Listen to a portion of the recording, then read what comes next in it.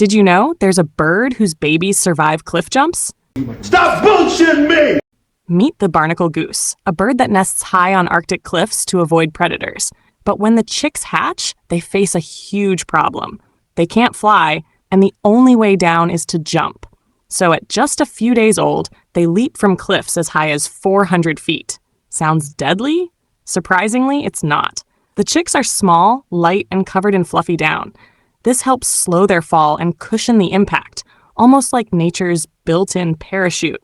They tumble, bounce, and roll, but most get up and walk it off. Some don't survive, but those who do are tougher for it. Nature's got no chill. But these geese, they're born to take the fall.